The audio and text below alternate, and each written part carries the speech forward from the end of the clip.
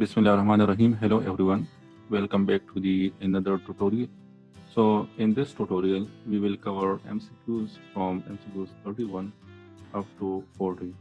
This chapter is the chapter DC motor, which is the chapter 80 of Honda book.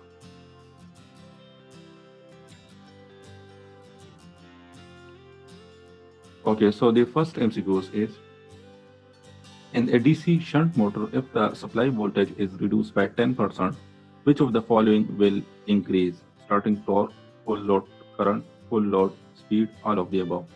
So actually, when you apply the supply voltage, okay, when you apply the supply voltage across the shunt generator, this is your field winding,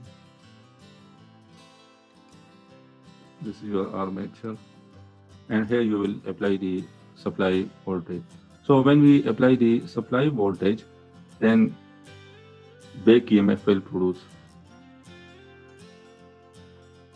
And this back EMF depend on two things. The first one is the field pole magnetic strength.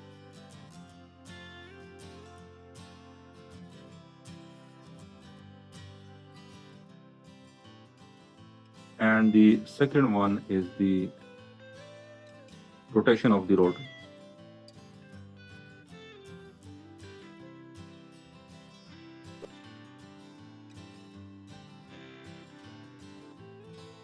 So these two combine together,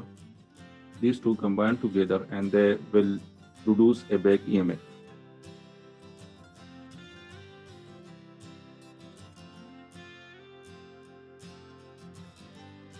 Now, when the field winding voltage reduce, the field strength reduce. This field strength reduce, which in turn reduce the back EMF, which will reduce this back EMF, but at the same time, the rotation of the rotor will get increased. And how much the rotation of the rotor will get increased? It will increase up to that extent so that we get the same back EMF as we already have. So due to this reason, the DC shunt motor speed increase when your field voltage get decreased.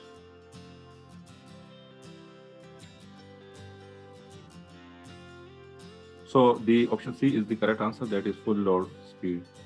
Okay, next MCQs is which curve represent the characteristic for a series motor? So these are the different curves which represent the characteristic of different types of the motor. This is torque and this is IA. So if we increase the armature current, then the torque will increase, and torque will increase more. Thus, and for series motor, we have a relation that is my torque is directly proportional to flux and IA.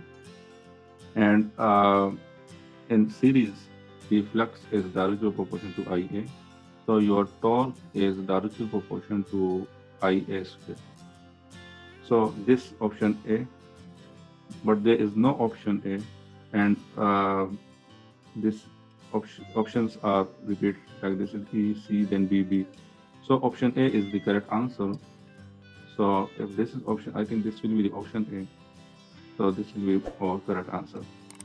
And this curve is for series motor. And then this curve, that is for compound motor.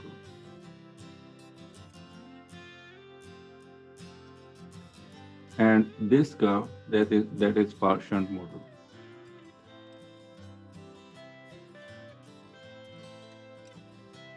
And this curve is for differentially compound motor.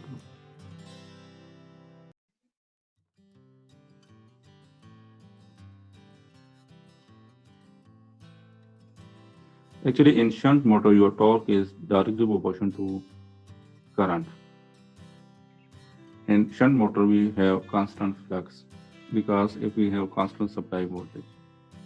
Okay, next MCQs is which curve represent the characteristic of a shunt motor? So E curve represents the characteristic of a shunt motor. So, but still, again, there is no E, but A is repeating two times. So, but book correct this option. So I think this will be the E option.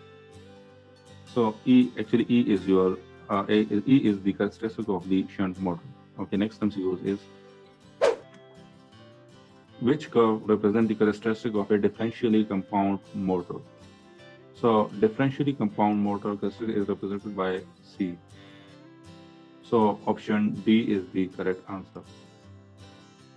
Okay, next MCQs is which curve represent the characteristic of a cumulative compound motor? So that is option D. Your B represent the characteristic of a cumulative compound motor.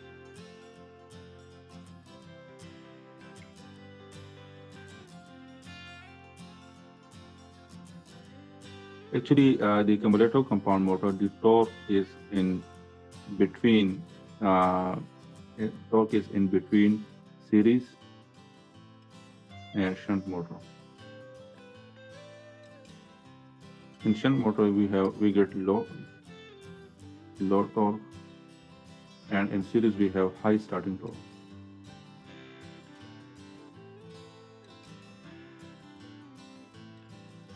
Okay, next MCQs is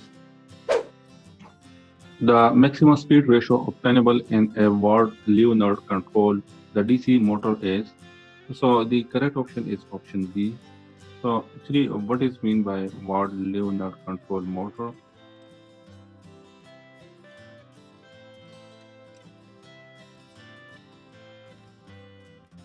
In Ward-Leonard control motor, through using Ward-Leonard control motor, we get a wide speed.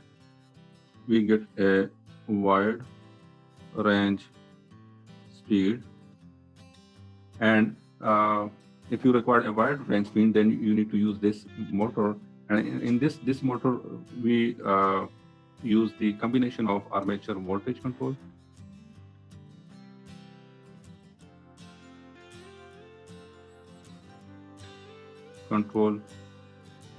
plus field flux control.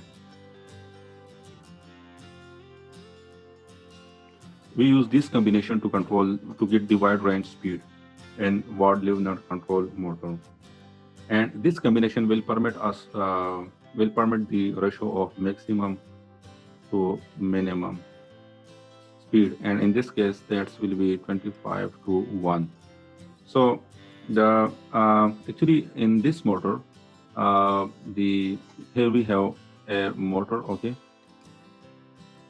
and here we have generator, here we have motor, and here we have a supply voltage. So this motor will get supply voltage and it will rotate. So when it rotates, so and this motor will be shunt.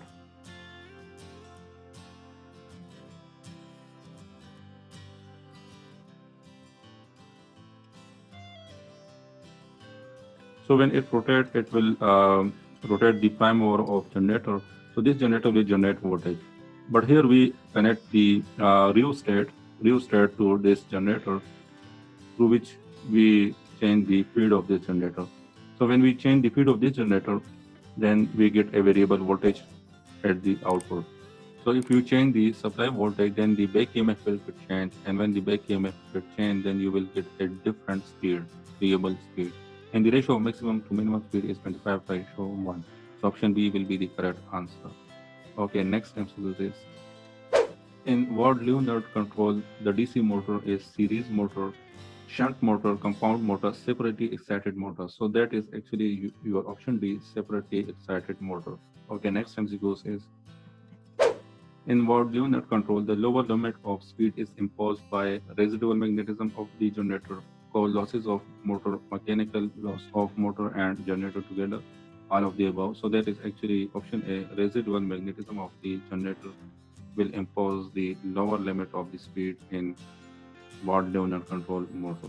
Okay, next MCQ is the starting resistance of a DC motor is usually infinitely large, very large, around 100 ohm low. So actually the starting resistance of a DC motor is low. So option D is the correct answer. That's why during starting we connect a series resistor. Externally connect the series resistor with this DC motor, because this DC motor self resistance is lower during starting, so that's why we connect an external resistance in series.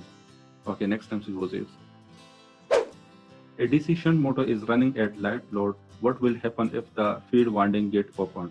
So if you open the field winding, then it means your flux will get decreased, or you can say that your flux will be equal to zero.